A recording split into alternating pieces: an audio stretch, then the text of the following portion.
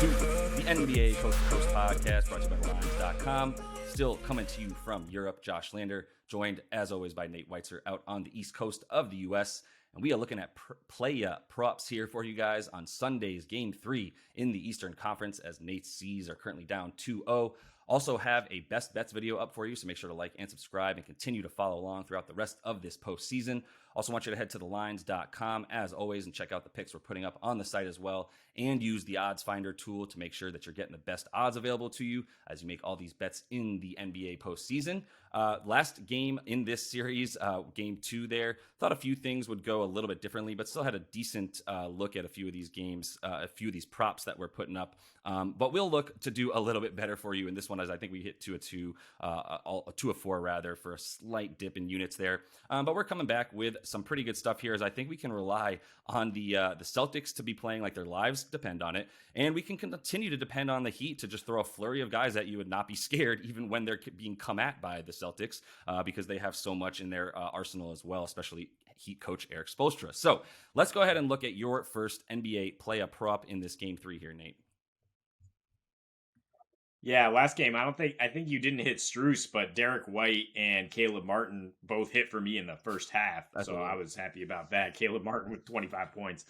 But yeah, I'm going under here on Jimmy Butler, 28.5, and you get pretty good odds on FanDuel. And this seems like a really big cojones pick, right? I mean, it's Jimmy Butler. It's the best player in the playoffs, but he's actually gone under this in 7 of 8 games since that Bucks series. I mean, often getting 27, 28, doing exactly what his team needs down the stretch to get the win, but not necessarily being a 30-point per game scorer. I mean, and at home, it's recently taken a dip since he had that 56-point virtuoso performance to eliminate the Bucks. In 3 home games against the Knicks, 26 points per game, only shooting 42% and 13 from 3. The Heat in these playoffs are actually scoring 6 points per game fewer and 5% worse from 3 at home. Their defensive rating, however, is 14 points better. So it tends to be more of leaning on their defense, playing good team basketball. And that's the thing that's really carried them in these first 2 games. It's not like it's just Jimmy playing ISO like hero ball at all. I mean, he's again come alive down the stretch thanks to Grant Williams in that last one. But it's really been about the role players stepping up and getting like 15 from Vincent and Caleb Martin and guys playing off Jimmy. And Miami's going to continue to embrace that. And I think Joe Mazzulla, as a new coach, has a bit of rabbit ears and seems to react very quickly when people criticize him to do the obvious thing. And right now, the obvious thing is like, why aren't you doubling Jimmy more down the stretch? Like, he just roasted you in ISO, particularly Grant Williams after he poked the bear. So I think Jimmy will be doing a little bit more facilitating, rebounding, impacting the game in different ways than just straight scoring, if that's what he feels like the defense is dictating. Granted, he is not at all James Harden or Joel Embiid, but the Celtics' last couple must-win games on the road, they were absolutely stellar limiting those guys. And again, Jimmy Butler and James Harden could not be further apart in terms of mentality. But they posted a 91 defensive rating, did the Celtics in those 2 games. They held that star duo in check, well below their props, well below their props in terms of Harden. And I think they're going to have to step up in that regard defensively in order to be able to stay alive in the series. Yeah, they are. And I mean, I think part of the reason you've seen Jimmy be the way that he has at home, or score the way that he has at home in the playoffs, especially since the Bucks series where he went absolute bananas, is because he wants to keep those other guys involved, and the best place to do that is at home, right? That's where the role players play better. I picked him to get 25 in a parlay in the game 3 against the Knicks, where he just sort of, I thought he was going to come out and go ballistic, and we just saw him he did not even glance at the basket in the first half, unless it was the end of the shot clock and he was left wide open. I assure you, I was looking for him to be, hungry on offense every single time he had the ball in that game, because I had him in a little 3-player same game parlay, and he was the only one that didn't hit his 25 points in that one, because he just didn't feel the need to, and he did get other guys involved, and they did win that game against the Knicks as he kept everybody happy. In this one, the only thing that scares me is the Celtics are way better than the Knicks. Their aptitude to score is going to be way higher than the Knicks, who were not able to get 100 points on the road against Miami, and haven't scored 100 points on the road against Miami in a while, by the way, in the playoffs.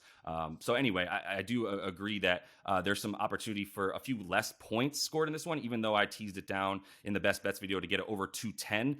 This game can easily go over 210 without Jimmy scoring 29 points. And to be honest, I do think he's going to score around 25, but I just don't really feel like you said, threading that needle to hit for him to get between 25 and 28, 29 points. Like, I'm not really looking to do that. So I'm not going to necessarily tail the under. I think you get good juice for it, to your point, and it's a sharp bet that you get to look super freaking smart if it hits, because taking a Jimmy under right now is not going to be a fan favorite, obviously, or the most popular bet. So anyway, moving on to my first one, I'm going to go over for Bam. Still very much in line with following along with what, if Jimmy is going under, but we still like the Heat to keep this thing pretty close, if not win it, then someone's going to have to score. And Bam's been that guy for them, especially against the Celtics in general. In this series, he's got 23, 22 points in the first couple games, and he's got the boards as well. The 28.5 points and rebounds combined is what I'm going for, by the way. That's been bet a couple of times, so it's at minus 115 at this point, pretty much on all books. I still think it's good for a full unit. Like I said, against the Celtics, over his last 7 specifically, Bam's looking at 24 points and 10 boards per game, getting you to 34 there. I wanted to add the assists because he's also averaging nearly 5 assists against this team, and it's at 32.5 PRA for Bam. But I do think that, it's not necessarily worth it, mostly because of the fact that he does seem to be shooting a bit more in this series. He's up to about a 25.5% usage rate in the first 2 games. In the playoffs in general, he's at a 25% usage rate. And so, it's similar numbers in terms of the percentage of time that he's hitting over this points and rebounds prop. It's pretty much the same as the points, rebounds, and assist prop. But I just, like I said, think the usage rate for him, it makes me just feel better that he's going to get this prop with the points rather than the assists in this one. In the playoffs, he's averaging the 33 PRA. But like I said, I just, with the 5 assists per game that he's averaging on the road, that's way better than the 2 assists per game that he's averaging at home. He's getting a few more boards and a few more points at home as well. So that's why coming back here is just less about him passing the ball, a bit more about him finishing. And we've seen, like I said in the other bet, where I'm happy to take Bam's 8 boards as a part of a same game parlay that I'm playing. In this one, just to take his individual props. Also look at the fact that Al Horford's, is the best defender they have in the post. I know Rob Will gets all the blocks, but if you're talking about one-on-one defense with a guy, especially like Bam, who's super versatile and slithery, then I would feel better about Al Horford guarding him. And I don't know how many minutes Al can get if he's shooting the ball at the percentage he is. He only recorded 28 minutes in this last game because you saw Mazzulla want to get Rob Will out there, but he can't have 2 guys that can be left wide open right now in the style of offense that the Celtics play. And if you can't have both of them out there, then that's just more opportunity for Bam to be able to at least slice through one of them. Yeah, Rob looked good. I don't really understand why the Celtics went away from him as much as they did in game 2. And when Horford was guarding Bam, to your point, it was very much like a white flag every time. Like, Bam would back down all the way within 6 feet and then decide how he wanted to put the ball up. And Horford just wasn't doing anything about it. And then there was that obviously key offensive rebound that pretty much sealed the game. And that's pretty much it in a nutshell, right? Is Bam just dominating down low. The only way I don't see it going that way is if they do play Rob Williams more, but I think the Celtics are a little concerned about how that will look on offense if Miami is able to limit Rob's lob game, if you will. And Bam's going to play close to the whole game either way, so it'll get us opportunities. And I would just add, like, it's another opportunity to bring up the fact that Mazzulla doesn't seem to have the confidence to make calls that might be, anti-mainstream. And so that's partly why I think he just keeps having Horford out there. It's like, this is what I'm comfortable with. This is what I know. You got to have a bit of the balls and the job security, to kind of to be a really, decisive coach in the playoffs and do things that might go against the grain. So just adding to that all. Yep. And continuing with our theme of, other guys stepping up, not necessarily Jimmy Butler getting 30, but Caleb Martin, like I said, had 15 points in the first 10 minutes of game 2. So I'm going back to the well here and saying over 11.5 points, which is, only one more, I think, than he was assigned in game 2. And he just continues to play with incredible confidence in this series in particular. 20 points per game on a 21% usage. He's shooting 85% on twos. So the Celtics not showing that rim protection when Rob Will's off the floor. Caleb is being incredibly confident when he gets the ball to shoot threes or to just pump and go and play make. He did not function very well in that Knicks series, but still averaged 10.5 points per game and stepped up when Jimmy had missed a game in game 2.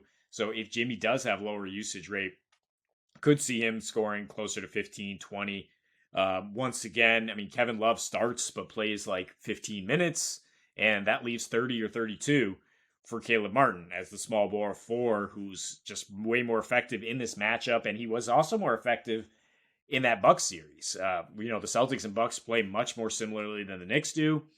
And that, he needs to be out there to close out on 3-pointers, to rebound as a small ball 4. And so in those 2 home games against the Bucks, he averaged 12 points and 10.5 boards. So if you want to tack on 5 boards to this, sure. But the 11.5 points is only minus 105 at MGM.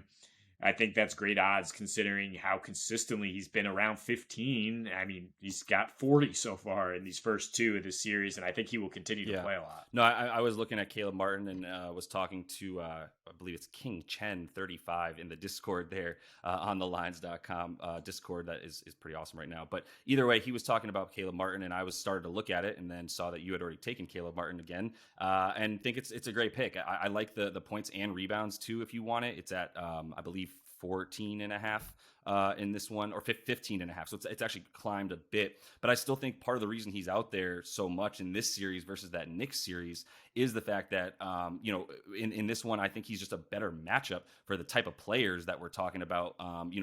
Julius Randle's playing the 4 for the Knicks versus Jason Tatum playing the 4. Also, when he's out there, my point is he's a much better matchup for a guy like against Tatum than he would be if Randle's backing him down. Obviously, I'd much rather have Tatum than Randle in any situation at this point. But for that specific matchup, I think his versatility and he's 6'5", Randle's standing at a solid 6'10", the weight, etc. So Tatum not looking to back guys down, but he's not even really guarding Tatum. It's just that's an example of why he's out there. Tatum's playing the 4, that level of versatile player, right? So Jaylen Brown and everybody else playing guard for the Celtics is someone that Caleb can switch on to very nicely. That's why he's already gotten 30 minutes in each of these first 2 games, and I think that's the key is he'll continue to get those minutes because of the awesome matchup that he is. Plus, they've had Rob Will guarding him when he's out there, and that's why I think he did so well in that first half too. Is that was the majority of the time that was the matchup he saw. The majority of the time was Rob Will guarding him, and there was a one time where he drove into the lane. Rob Will slapped it away. He got it right back and kicked it out for a wide open 3. Then he ran back out to the 3-point line to keep Rob Will moving. That's not a great call by Missoula. They got to figure that out. But that was a huge part of why he was able to do that, and I think he will continue to get the minutes no matter what, whether it's in first, second, or both halves. Definitely the second, as we've seen him be a major part of the fourth quarter unit as well. So love the Caleb Martin pick. Just wanted to add my stuff in there since I'd spent the time to look at it for him. And then talk about why I'm going back to Mr. Max Strus. As I said, he will be the name of my first child at this point. Over 14.5 points and rebounds. It's minus 125 on DraftKings. Still the best place to get Max Strus to get the 15 points and rebounds. For the first time, I'm adding the rebounds because I do think when you look at the way that I still think it's going to go over, but maybe a few worse percentages all over the floor, a bit more of an opportunity for Max Strus to get some long rebounds, as I think there'll be a few more shots missed, at least on the Heat side in this one. But either way, I think Strus to get 14.5 at home. The reason he only got 11 and missed his points prop by 2 in that last game, missing his prop for the first time in 6 straight games, was he got the 26 minutes instead of the 28 to 32 that he normally gets. And a lot of that was the first half where Duncan Robinson came in and took a bunch of those minutes. And he did hit a bunch of threes. And to be honest, if you're Missoula, you can't let Duncan Robinson be on the floor for 20 minutes. You have to play him off of it by attacking him, and he just didn't call that out. Duncan got to stay on the floor, and that was huge for the Heat in those minutes, also giving other guys a bit of rest. My point is I don't know that you want to rely on Duncan Robinson to continue to take those minutes and hit those shots from Max Strus, so I'm going right back to him. And Martin was also red hot, like I said. I'm not going to fade Martin necessarily, but he also ate into a bit of that first halftime that Max Strus usually gets, because Strus usually plays plays 14 to 15 minutes in the first and 14 to 15 in the second, and he wasn't able to do that, only playing 11 minutes in that first half because of Duncan being so hot and Martin also doing the bulk of his scoring at that time. So get him back in there for the minutes that he averages. At home in the playoffs, he's at 12 points a game at 3 boards in 28 minutes. And in 10 on the road, he's at 10 points per game with a few more minutes actually because he's so efficient at home. He's got a 17% usage rate as well at home versus the 11% that he's got on the road. So they are using him a lot more, even though he's played a few more minutes on the road. They're just using him so much more. He's getting so many more shots up when he's at home. That was the first game in 5 games that he hadn't played 30 minutes in this, or at least 28 and a half minutes in this last one in game 2 there against the Seas. And like I said, that was strictly because Spo just saw who was hitting and didn't have any reason to change that lineup. But I'm going to bank on Strus being the one that's a little bit hotter in the first half to get him more than what he's now got, like 4 points in the first half of each of these first 2 games combined. And I think he'll just be a little bit more of an active participant early and then continue to be an active participant in the second half like he's been this series. Yeah, I think what you can bank on is Duncan Robinson not playing as much, like you said. I mean, yeah, he was a big part of them in Game 5 in Miami, trying to push a comeback and on the road, but then completely disappears from the rotation, basically because he's not as much of a well-rounded player defensively. And I mean, good way to stick to your guns, way to stick to them, especially as we go back home here for the Heat. We know role players play better, especially confidence guys like Strus, who love to take off-balance threes, etc. If you're taking a shot like that, like the thought that you're going to make the crowd erupt if you hit it, is clearly a motivating factor, as you've seen from his performance. Yeah, he's averaging over 12 a game at home.